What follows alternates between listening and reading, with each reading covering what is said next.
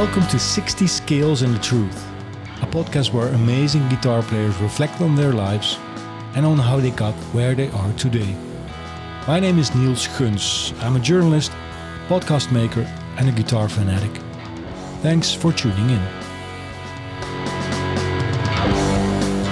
My guest today is a player who mixes country, metal, blues and rock in a very appealing way.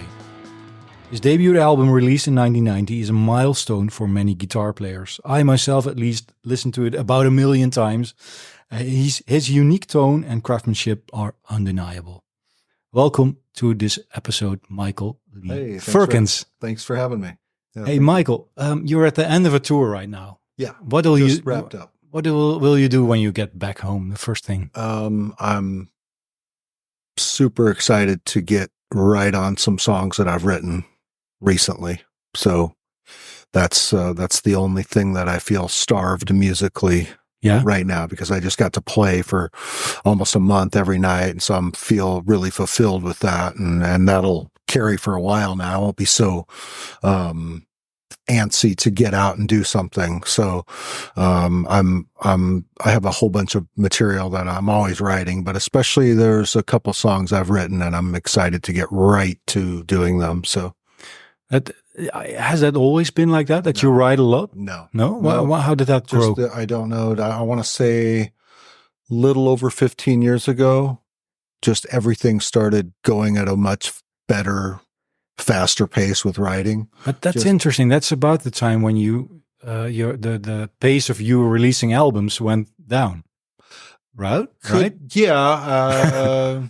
I mean, I think between the past 10 years is probably well, your last I've album done that before. I think I've went 10 years without putting something out before. So it's probably just average, but yeah, maybe 15 years ago, I started writing a lot more music and it's accelerating all the time now. So almost every day I write something, and quite often it's a pretty complete thing, or I make it into a complete thing. So instead of just saying, oh, I really like this, I'm going to work on this for a long time till it's right. I'm doing the opposite with a lot of that material and just saying, let's throw it up on the chalkboard right now into the session. Let's get drums, bass, keyboards on it, and vocals right now. Well, I always do the vocals last, so it's usually all the bed tracks. Mm-hmm. So I'm the past, I want to say 3-4 years, that's my new approach with new material. Otherwise, it's just so much of it. Mm-hmm. You get lost. Some of it will just fade away. Mm-hmm. So I'm just trying to, I always record everything. Every single thing I play is recorded. Yeah? Yeah. Oh. So either on a memo or, have you archived it properly? Well, I backed up the drive before I left town, so that's all I can say. Because I want multiple copies of it so it's protected. But because I have so much material now that if I just keep going the way I'm going, it won't get finished, and we don't always have the ability to finish our music. We think we do, but so I just want to get as much of it done, or at least demoed right away. So the past 4 years, if I come up with something, I say, I'm going to just take that right now, and it might not even have all the parts, but I'm going to make the parts right now. And so I throw it down, throw a click, then I throw the guitar down, and then that's usually one take, and then I do the drums after that, and that's usually about 5 to 10 takes of drums. And then I listen to all those drum tracks for a couple days, and I comp a nice drum track.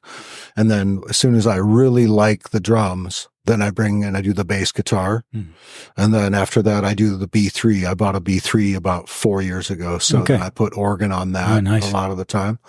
And so then I have a track, and then, what will you do with it? Because you're not releasing it all. There's so much different type of stuff, and I'm evolving as a recorder and a writer. So I'm just happy that I have the material. Because that's the happiest you'll ever be. It's not releasing material; it's making the material. Yeah, of course. So I'm happy, right? So and I'm not happy with Spotify and Apple Music and any of that. So I'm in no hurry to do that. So, but I do need to put something out. If I could get my touring situation bigger, then I would just sell them at the shows. Yeah, of course. But that's I'm not there yet. So I'll probably have to put something out on those Spotify things at some point, but hopefully not a whole record. I'll just do separate songs, and that's all I know. Hey, but what changed about 15 years ago that you think, hey, there's a burst of creativity, apparently, right? And that you started writing so much more. I think just having a studio that you have privacy. Oh yeah, that focus is very important. So I found a place that was private enough, that had enough cement so nobody could hear me. And it was in the corner of a building that was fully cement. And I started working nights. So I was going from 10 p.m. to like 5 a.m. So was that at your home or away from home? That was down the road at this kind of a creepy industrial park. And it was kind of a creepy studio, but it was made by a guy who really cared, and really intelligent guy built this studio. It was very well done. I even had Neve preamps and everything. And I just went in and rented it for like $1,000 a month. So it was pretty cheap. And so, I was able to, I had never worked nights before. I'm not a night guy. I'm not that way at all. So I had to do that. And I had to go through a bunch of things to keep myself awake with coffee and all the other stuff. So you were writing and recording at night? Writing, recording, and playing. So when I'm recording music and I'm really working on it hard, that's when other things come. Because you're so sick of the stuff you're working on, because you have to try so hard and there's so much pressure involved in that you instantly think, I can do better than this. And so you try to do better than that, and you're starting to develop new material. It comes just like that. So it's usually confusing. You're supposed to be working on this other stuff, but all this new material starts coming, and that still happens a lot. But why at night? Why did you choose? Oh, no, I'm just saying that, it just happened that way because I had a daughter, and I wanted to spend time with her in the daytime, and I just wanted to be I would just sleep in the morning, and then I'd have the whole rest of the day to not have to worry until she's in bed. She's asleep, and so then I would leave and go, drink some coffee and go to the studio starting at 10 p.m. That's a perfect solution, because I have kids myself, and I'm like, how do people do this with kids? I'll tell you, when I look back at those photos of the way I looked after staying up all night, I look better now than I looked 15 years ago. So it was, I would never do it again. If naturally, I think when we get older, maybe that you start waking up at night, but I'm not a night person. I only did that to get into that mode. And it was fun because I would get really high in the middle of the night. That's how I stayed awake. I wouldn't smoke in the daytime whatsoever. And then in the middle of the night, when I started to fade, I would get high, and that stuff wakes me up. And I would drink coffee and do that. And it's a weird, at 3 a.m. when everyone's asleep, there's a really weird energy, and it was fun. I had a good time. I wouldn't want to do that again. Yeah, but still, at that point, you had some sort of urge to find that focus, right? Because if you have kids, that space, it changes, right? But the focus never changes. That's my main drive. Every day I live for music. But it's a problem. Because you just, it's an obsessive compulsive disorder that is fun, and it gives you purpose. So you strive to just do better all the time, and I just, but mainly having a privacy space is how I'm writing music. If I didn't have privacy, I don't know. I can still write in a room like this, and I can. We're in a hotel room, I can, but I couldn't before. Like now, I can just play my electric unplugged, right? And I could even sing a melody in a falsetto. I don't have to belt it out really loud, and I can write a song, in the middle of the night without screaming. And I do a lot. I do that a lot. I'll travel and I'll bring my guitars with me, and I write songs in hotels all the time. But I read in an interview as well that you there was a period in your life that you hardly touched the guitar. I did. What happened then? I don't know. That was just I want to say I started playing acoustic guitar, slide guitar, and so it just started, and I started listening and started writing vocal songs, and it became more of an art form than just guitar, and life became more of a life than just playing guitar. So it was it's more of an art form to me now. So this tour was actually really difficult because I'm, most of the time don't play hours of guitar. I'll only play as a writer, and I'll come in and I'll just, I love playing, but I won't probably play more than an hour, So, but writing, if I just wait for the right time of the day, the first thing I come up with, I have a new riff, and 20 minutes later, I have a new thing, and I'm happy. And that's as happy as I'll ever be. That's happier than executing a guitar line precisely, even in a live situation. So, I just like the creativity of music, I think for me, your writing is your technique, of course, as well, but your writing is the more appealing thing to me, because I put on your debut album 2 months ago for the first time in a long time. And it struck me, like, I still remember all the melodies. They're so strong, such strong melodies. And like, whoa, I haven't listened to this in 20 years. And they're all still in my head. Nice. And I think that means the writing is mainly great. Yeah, I mean, I guess that's what, maybe that's the thing, but I think, I didn't, to me, it was just organizing ideas, right? Like organizing ideas. And of course there's a guitar solo in the middle. And of course I'm trying to write melodically, but I think just putting the things together, that's more important than even the Laughing Stack solo. Yeah. That's developed over years. There were 3 different demos of the song. And so it was a composed solo, basically. I think when I finally recorded it, there's a little bit of improv on some other parts that I hadn't done before, but I hear it right now, actually. Yeah. It's crazy how that right works. now it's I had, I think, 2 or 3 separate demos of the song, and they each changed. And then the solo evolved to where I'd be sitting practicing the solo years before I even, recorded it. So that's a different approach. I don't do that now. I don't compose solos. It's the very opposite. I want to get a first or second or third take of just a feeling. Yes. And that's all. Because I'm, I want to do a record like that someday and go back to doing some, melodic stuff. And I have some tunes that are for a record that I've started. But in general, I'm also okay with just a simple song with just vocals and acoustic guitar. And I also like slide guitar.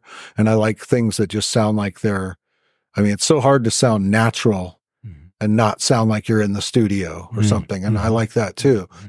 And I have to let music and mistakes go if I want to do things like that. It's not going to be perfect, and it shouldn't be. So, but the composing is interesting, because I have friends that that's what they like. Like if you ask them what they like, they say, oh man, the Brian May composed solos. That's great. Right. And so I get it. So, and I'll be working with someone and I'll just like something that has a feeling like it's just new. Right. And they'll like it, but they'll say, but they want to compose something, and that's valid. So, it'd be nice to do that again, but it takes time. So I'm just more interested in the things that happen really quick, because it'll never get finished then. It's just too many things. And, and so it's nice to try to have music that, is just going to be something that gets finished than anything, so. Hey, but let's look back a little bit. You started playing guitar when you were 8. And you grew up in Omaha, Nebraska. Did you feel right away, I'm actually quite good at this at already 8 years old? Or could you describe how getting in touch with the instrument felt for you as an experience?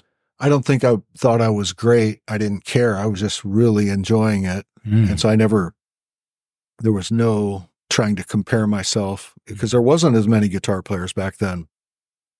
I was probably the only guy of maybe 1 or 2 guys in my school that was trying to play, for the choir or the, stuff like that. So, you just didn't think about other people playing or another guy showing up and being better than you or anything like that. Right. So, and I was just caught up with the songs at the time, which was, Guitar Heaven. 1977 was, Boston, Yes. Oh yeah. More Than a Feeling, Yes, Roundabout, Stairway to Heaven, the Dust in the Wind, the guitar anthems, right? So that was just everywhere. So, like I heard like with the Wayne's World thing, right? No Stairway to Heaven. Like I heard Stairway to Heaven at a music store before I knew who did it. Oh yeah. And, so then so you go to your guitar teacher and you say, hey, I keep hearing people play this song. And he goes, and he plays Stairway to Heaven. And so it was just all these guitar anthems. So I was just in heaven, guitar heaven. It was a peak of classic rock. And I just loved it. And, So when did you realize, like, because at one point you must have realized, okay, I enjoy it and it can actually be something I do professionally. So when did that start? I think you're just at those years, you just dreamed of being a rock star. You just dreamed of being in some famous band. You didn't think it was a choice to make money. You just thought, oh, of course, all these people have lots of money. That'd be great. But more than that, they're famous with this music. So you're just dreaming of being a rock star. I never thought about any professional money, like how can I be in a band to make money? And all my bands didn't make money. We were on the road and we made nothing because we were traveling all the time. So, but we were able to eat somehow and get to the next town. Right. So that was the only professional thing that I did, but I didn't do it for the money. I did it because I joined a band and they were going to travel. And they were playing the songs of the 80s, right? Mid 80s. And so, but other than that, that was the only time I ever thought of. I mean, when I became a guitar teacher, you're making money doing that. So that was fun because I was young and I didn't have to work at the telemarketing job anymore. So then I could just teach guitar and that was great. But, it was just, making money. I didn't have to do the other job. Okay. Yeah. Like right? that. So it was just fun. I could finally, and it lasted until I got my record deal. And then I had to focus more on that. And so I moved and I stopped being a teacher, So what did it mean that when you got the record deal, actually the whole business of being a guitar player entered your life? Even then, it was more about making the record. That's all you thought about, the songs. So it wasn't how much money am I going to make? The record contracts are already complicated. So you felt like you had to sign it anyway because you had this opportunity, right? So you may have an attorney look over the contract, but you're still thinking in the back of your head, well, I'm going to sign this because this is it, right? So, but other than that, it was about the record. If the attorney was going to say this means your death, okay, then maybe not. Right. yeah, exactly. But otherwise, go for it. Yeah, it didn't matter. So, but yeah, only until maybe, working with Yamaha guitars and they were paying me a lot of money to do guitar clinics.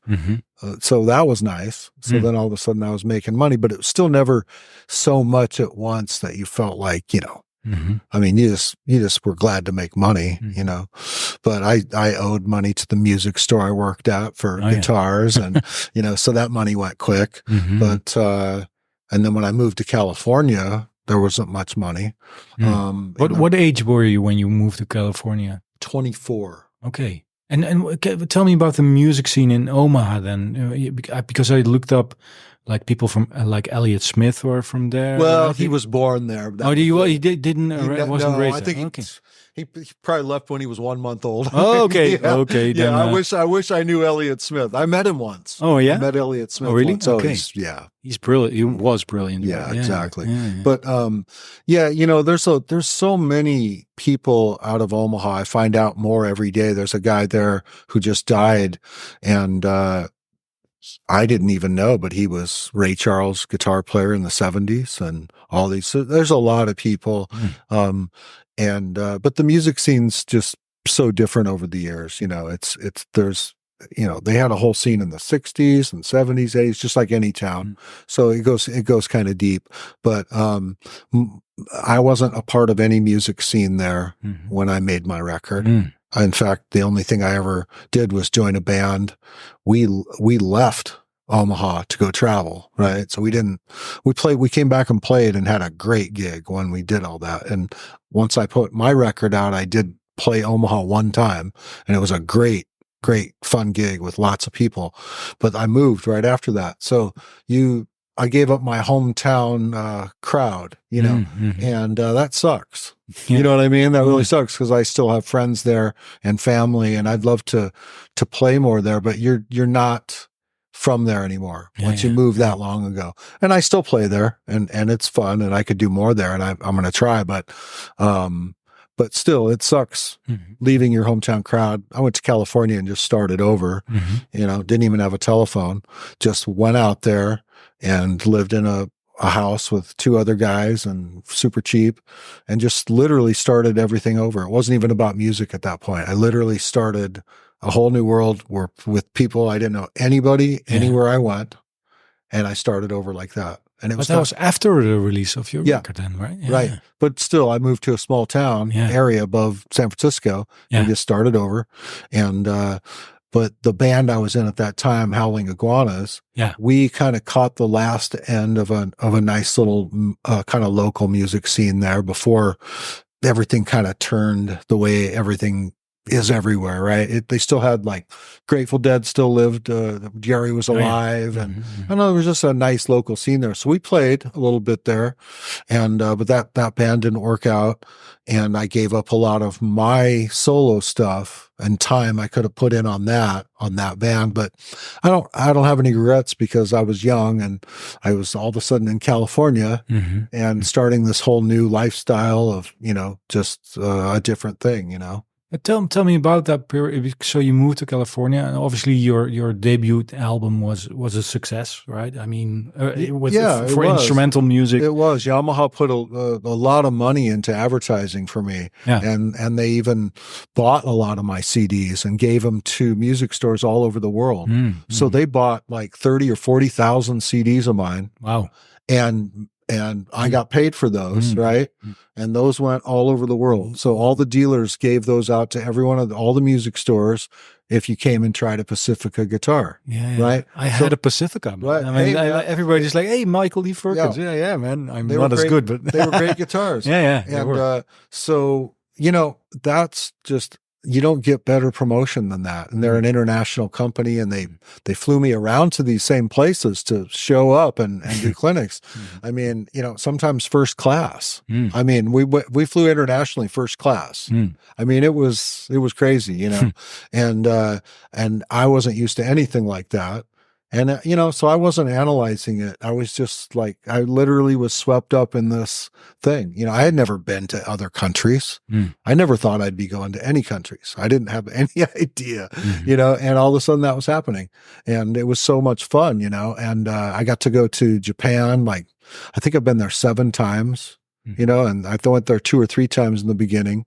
But, so it was, the record was successful, although, I just had fun. And really the mistake I made, if I was trying to be a better businessman, would have been to follow the record up as soon as possible. And I didn't. So, and the music scene changed really quickly. You just mentioned the word successful. What does success mean for you? Just joy, actually? Is that really just being able successful? To keep doing it, right? So obviously when, if you take a lot of those things away, getting to do it seems harder. So you're not going to, you might not be going to other countries anymore. And I didn't for a while. So, I think I got a little bit of mileage out of it till 92, something 93 maybe, right? But I remember landing in Europe for the first time and Roadrunner Records right here in Amsterdam, right? Yeah. That was my label. Even they were saying, even Steve Vai and Joe Satriani aren't selling well these days. Which, that's kind of, I guess if you look at Satriani came out in 87, right? So things were fading, right? Grunge was coming in. So they were just telling me things like this, but hey, my record was still doing great because Yamaha was helping, right? So, and sometimes a record company doesn't realize that, right? They're just looking at their numbers, and I'm getting all these free benefits in other areas. So they could have been more helpful if they would have looked at that, but they were still really good. I mean, they were still amazing, and they helped with Yamaha. So when Yamaha came to town, Roadrunner Records was right there. So they were really good. But yeah, just being successful just at that time probably just meant, well, I didn't even realize it at the time, but I think by 96, I came back and played there. And that's kind of what one of those guys at Roadrunner said. They said, you should have put out a record right away after that. And, I was a very slow writer at that time. And who knows, maybe that was the peak of instrumental guitar for me because I'd already been playing it all through the 80s, right? Yeah. So it ended with that record, my first record, right? And then I just wanted to keep evolving, and I never cared what happened. I should ask it differently, not the word success, but I should ask, what is important to you? It's just what I do. I mean, there's no way around it. I wouldn't be here without it. Yeah. It's not a choice. Yeah. It's just, I mean, I wouldn't know what to do with myself if I wasn't making music, So even though I don't release a lot of material, I'm always trying, usually 100% or even more and too much, right? Except for, those couple of years where I just kind of started going into acoustic and playing less and valuing it more and not looking at it as a, and I still don't anymore. I don't practice a lot. I just play if I feel like it. But yeah, it's everything. So it's not a choice to be commercial. It's not a choice to even let people hear it. I'm happy making it, and I'm even happy if nobody hears it. It's that important just to me. So, I mean, if it was easier to put stuff out, maybe, without the Spotify and all that, they take all the money, but still I don't have material to release right now. I just have probably 50, 60, 70 songs that I'm working on and they more keep coming every month. It should be another business model besides Spotify and CD. Should be another form for the way you work, right? I mean, yeah. So I don't know. Again, until I have finished product, and I'm real close to having things, and I have a little plan that I might put into action when in this year or the beginning of next year, whatever I can pull off. And that I may have to put it out on Spotify. I don't know. I mean, they're not going to dissolve by January, and I don't see a new thing happening yet. So. I'll probably have to put something out on that format, but hey, and what role? Because you mentioned, I see it more as art form. Yeah. What role is touring in that art form for you, or is that completely a different world? No, it's still an art form because I'm improvising most of the time. Yeah, I'm either improvising like I did on this Jeff Beck thing with all those improvised solos. Yeah, you just finished this Jeff Beck tour. Yeah, so we were improvising all the solos. I would mimic a couple things here and there that would evolve as the show would go on. But if I'm not doing that, then I'm playing my own music, which that's very challenging. And I do have a side of me that likes the vocal songs and the slide guitar and all that stuff. It's very challenging. It's very fulfilling. So, but it's also hard because every time you tour, you say, okay, what songs am I going to play this time? Right. And then it's like, okay, those same old instrumental songs, which I enjoy playing more now than even a long time ago. But then you just wonder if people are going, where's your new album or this, you know, things like this. Right. So this Jeff Beck thing was a nice way to get out and play. And not too many players would dare playing Jeff stuff. Well, like, and you pulled it off. I mean, it's like, whoa. Well, it wasn't even about the guitar. It was just those songs. Yeah. Right. And so it was more about the songs. And that's why I got Chad and Stu. Yeah. And so Chad Wackerman and Stu Ham. Yeah. So we could play those songs and just have the whole, from the 70s through the guitar shop thing. But it's just different. I just think the art of playing live and having to, just do the thing. You know, you have to have a show, you have to have the song list. But the most important thing is you set up and play, the show ends, and you at least have completion for one day. And you usually don't get that in the music business. Nothing ever really gets completed. So every day that Zen mode of completion happens. That's interesting. That and that's fulfilling too. And because I've always been a pretty good traveler, knock on wood for now, eat on time. Yeah, that's important, right? Yeah. The eating, that's the hardest part, but luckily I can, deal with it. And, I love it. Like I can play every day. Like I prefer to play every single day. And I could probably do that for a couple of months. But it's tough. You get tired. I'm still adjusting to this time zone over here. And it comes after after 2 weeks, you'll just be doing great. And then you'll crash. You'll just start. And then you go back home. Yeah. So but still, I'm lucky I'm handling it well. And I love doing it. And I love sweating buckets of sweat and eating whatever I want and moving on down the road and completion at the end of the night. That's great. Yeah. But that with you writing your music, is there anybody with who you can reflect on your songs and who can help you with having that completion when you write the songs? Well, I'm getting better at mixing. So that's the hardest. So it's. But do you have anybody who you say, "Hey, he's a reference for me"? Like, no, I don't. Okay, just yourself. Yeah, okay. I trust my own everything. Yeah. Because somebody they just don't have. They'll never want to love it as much as I do, and they may it's just going to be a passing thought for them. They're going to stop by, they're going to say something, and they're going to say, "Oh, that sounds like Pink Floyd or something," and you'll be like, "Well." I didn't know that. Now you'll think that every time you hear it. It sounds like Pink Floyd. So I don't want to hear anybody's opinion of any of it. And in fact, the fact that we have home studios now is beneficial to that. Nobody gets to hear any of it ever until I'm done with it. And I'm okay with that, and it sucks because even when you have to have a guy mix it for you, then that's even harder because then they're getting to hear all the individual tracks. And not that I care if people hear my mistakes. It's not about that. They just are never going to hear it like you do.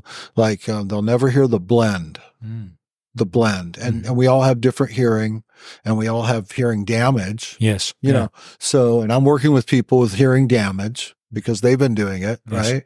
So, and people don't like to hear loud guitar anymore. They keep telling you to turn down. Right.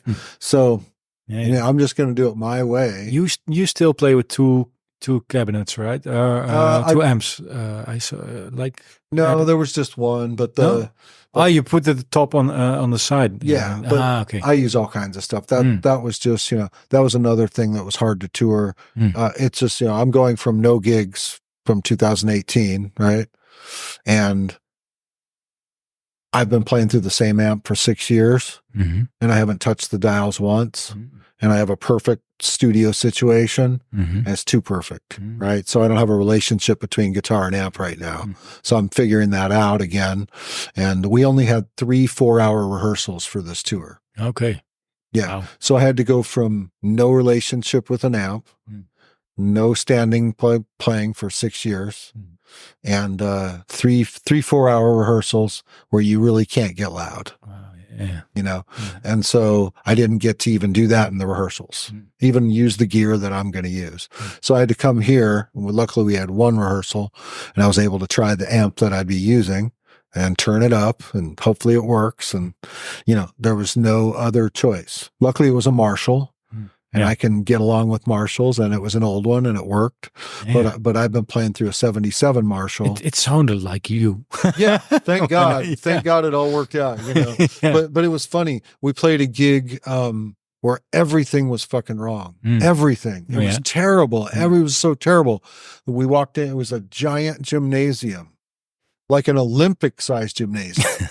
Like, it was the most reverb I ever heard when I was on a stage, right? And it was just terrible. And then we had to fly to the gig, so I didn't even have the Marshall. It was a Laney amp, and it didn't sound good. Laneys are great amps, but this one didn't sound good. And they had an effects loop, and it didn't work because they forgot to bring the pedal. So then there was this little 20-watt Vox amp. And so I had to use that, and that did have an effects loop, and I made it work. And, you know, it may have sounded better than the Marshall.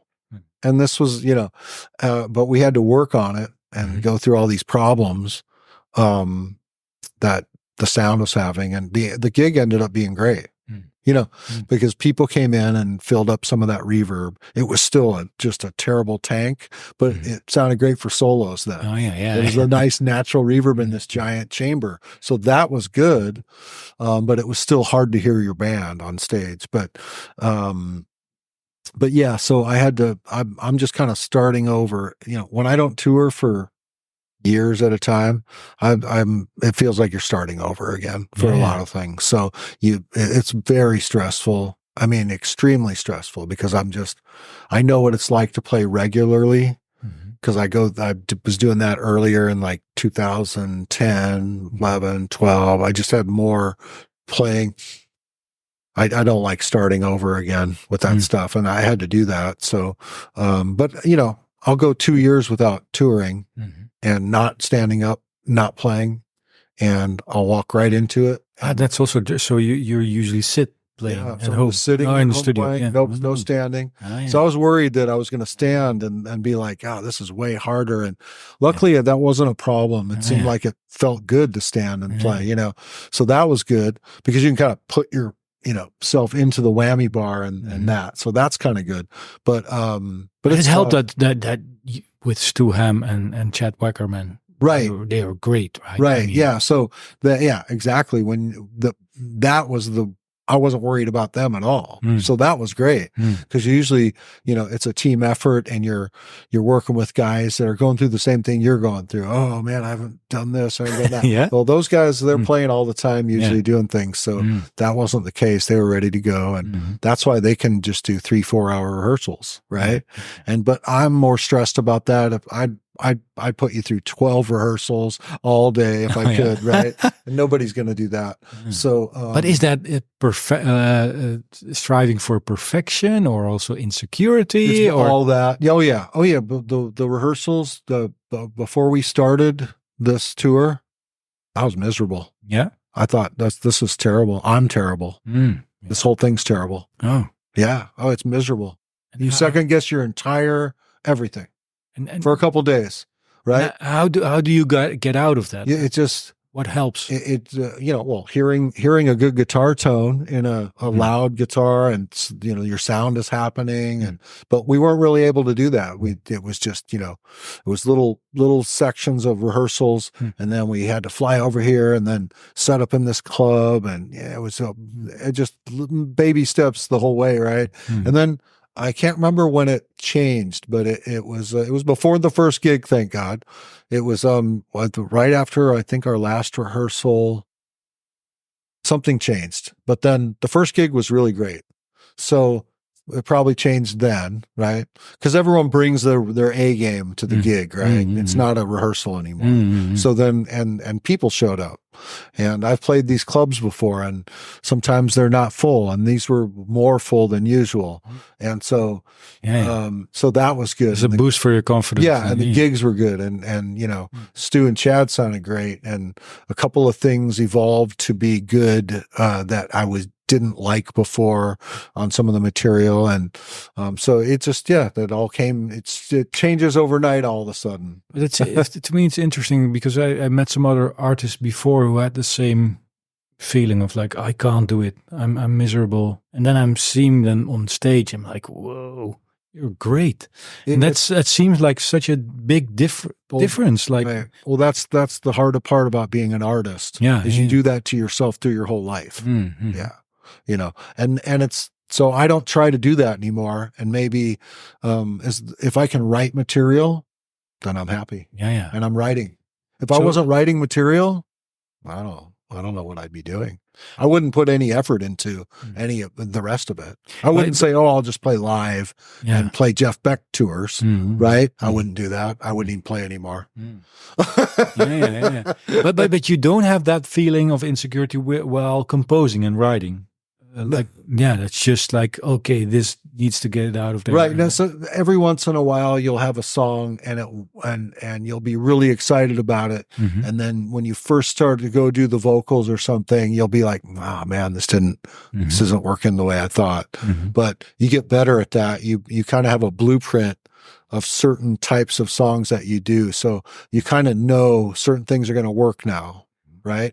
So, and when they do, that's great. And every once in a while you're shattered by, that's just not what I thought. This was my best song, I thought, and now it's not, you know, and so, and then, you know, sometimes you can fix it up. Like that hurt makes you kind of try really hard, and then you do fix it up and then you make it happen. But sometimes it's not. But other than that, I'm happy if I'm writing new material even if I only like the new riff for a couple of days. Yeah. I'm playing it all day for a couple of days. I'm just like, oh, this is my new thing. And, you know, and then, I move on to the next one, and unfortunately, you'll forget you even did any of it, even if it's great, and you'll say that's my best song, and you'll forget you even did it because you're 3 songs ahead of that now with new material, and so that's the problem of writing a lot, and I have been. You literally forget everything about that old song from 3 months ago because you've got to let the new songs come or you're not as happy. You can't just play those old songs. You can't just play something for years, you know. It's got to keep moving, and thank God that it is, you know, because then I wouldn't want to do it, you know. But it's interesting to me. Really, writing, playing guitar is a way of life, and like the success or the lack of success, that's all besides it all, right? You're going to do this anyway. Yeah. And you know, I meet lots of musicians. Yeah. They don't understand me at all because of that. You would think that these musicians would be the only people that understand you. No. But tell me, what do they say? Well, because you're working with people who are side guys who don't write music. Oh, yeah. Right? So I'm sitting here telling people, I don't even want to be on this earth if I can't write material. And they go, oh. And, you know, they either don't get that at all, you know, because you're too deep into it, you know, and these are guys that play with, you know, bands every week, and they're amazing musicians, and then maybe they write a little bit, but they don't write for their life. Right. So they don't understand you at all. In fact, a non-musician has more understanding than some of these guys. And I run into that everywhere I go, musicians who don't get it because I'm just not out there selling it like some guys do. And I'm impressed with people that have they're every day they're selling their shit. You know, here I am, and here's my video. It's a difficult part, man. My energy is not there either. You can't do it. My energy goes into the writing because then that's what makes me my best chance at actually being successful would be to have a lot of material. And I'm building it up. And so otherwise, I've never been a side guy. it just never worked out. It's not that I didn't want to be, it just didn't go that direction. So that's just the way it is. For some reason, the image of a painter pops up in my head. It's like somebody who has to paint. Yeah. I don't care if I sell it or not. It just has to happen. Yeah. Oh, yeah. Because you're lucky if you can do that. If you can find the privacy, and then the years that you put into trying to even know how to do that, right? To have privacy equals, okay, maybe I'll play for 20 minutes and that first thing works, right? So I'm getting more of that than I ever thought I could get. And that's just, that's the best it'll be. But maybe to almost wrap this up, I can imagine that if you, once you do release it, some sort of value is being stamped upon it, right? Like, okay, this is so many people listen to it, or it has sold this many records. And that must also be a strange aspect of it all. Or maybe you even prefer not releasing it. So then that does not happen. You understand? It's not really a question I'm asking, but do you understand my way of thinking? I just, that's interesting because, I remember, when I put out my last album, Yep. Yeah. There was, what was it, 2013? Can't come up with a year that's worse for selling new music than new or a guy like me, doing without a major promotional or opening for a band that's more famous, and stuff like that. So it wasn't that record didn't sell hardly anything, and I don't think anyone even tried to sell it. I don't think the label tried very much to sell it because everyone was just pooped on trying to sell records in 2013. Yeah. I think that it's even probably worse now in some ways, but at least everyone's accepted you're just going to go online and that's it, But that didn't bother me. No, getting the thing done was it took so long to get it done that I was just relieved. And unfortunately, you don't want anything to do with it right after that. You're ready to move on with your new music. And so I probably didn't even promote it like I should have. But, I've sold some out on the road. I've sold copies of that. So, but I don't really care what it sells. I don't know even what that, what do they have a ticker on Spotify now? Who knows? You know what I mean? No, I don't. And magazines don't really, I don't understand their motivations anymore either. Like nobody contacted me about me and Stu Hamm and Chad Wackerman doing this Jeff Beck tribute. Like no guitar magazines contacted me. You know what? I kind of like that. Let's just keep it that way. Sorry, I contacted you, Mike. If it's gonna be like that, it's just kind of interesting. I'm thinking like, okay, I guess we're just past. I'm an old fogey now. I'm going to be 57 next month, so I guess I'll accept that. And I do. I like being the old guy underdog. I really do. Yeah. So we'll see where the world heads. I mean, there's going to be great new music from young guys, but now we're in an era where the old guys are making great music too. Yeah. Warren Haynes and Government Mule and, a lot of bands are, there's a lot of new artists, young and old. And so there'll be cool stuff coming out from all kinds of people. And so I want to compete. I'm not, I think I'm good enough to compete in the world and I want to write a song that competes, not, or just not that I'm trying to write one that gets there, but just some of my material, I just hope it turns out to the point where I'm proud to release it in a way where, I can compete with anyone else out there as a writer. You know what I mean? Because, there's just so many different styles. It doesn't have to be a Save the World Beatles song. You just, put out a decent tune, that has got a good vibe. So makes me very curious. Thank you so much for your time, Michael. Yeah, Michael Lee Firkins, and listeners also. All right. Thanks for listening. Yeah, thank you.